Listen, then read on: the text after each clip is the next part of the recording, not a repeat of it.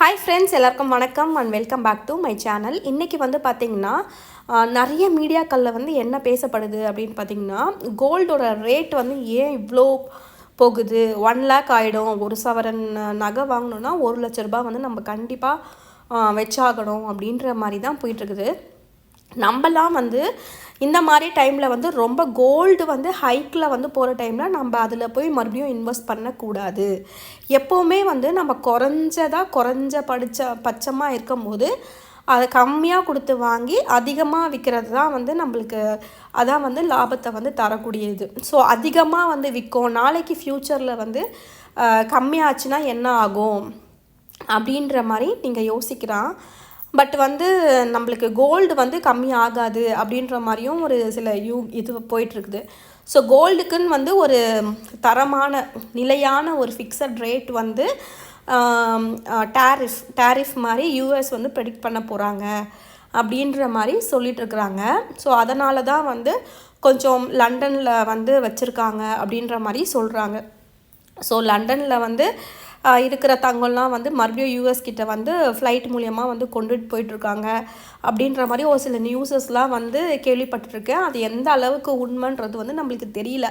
But உலகத்தில் வந்து இதெல்லாம் வந்து ஒரு சில விஷயம் வந்து நடக்கிறப்ப யூஎஸ் டாலரே வந்து பார்த்திங்கன்னா கம்மியாக ஆகிட்டு இருக்குது.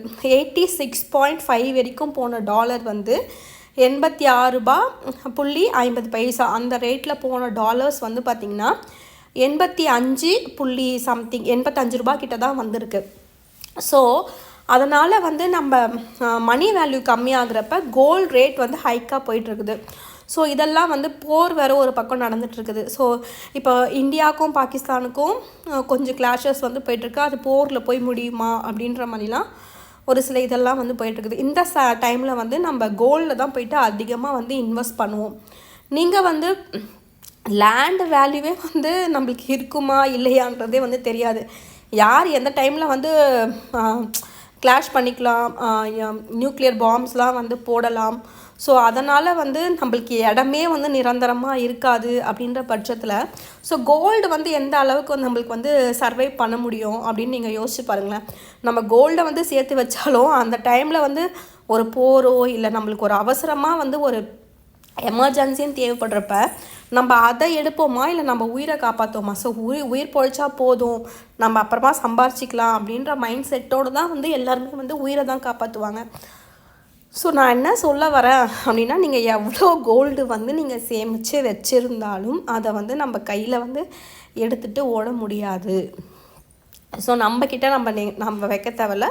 ஸோ நம்ம வந்து பேங்க்கில் வந்து வச்சுக்கலாம். ஸோ அது ரொம்பவே வந்து நல்லது. யூஸ் பண்ணுற கோல்டு மட்டும் நீங்கள் சேஃப்டியாக வீட்டில் வச்சுக்கோங்க. மற்றதெல்லாம் வந்து நீங்கள் லாக்கரில் வந்து போட்டு வச்சுருங்க, சேஃபர் சைடு.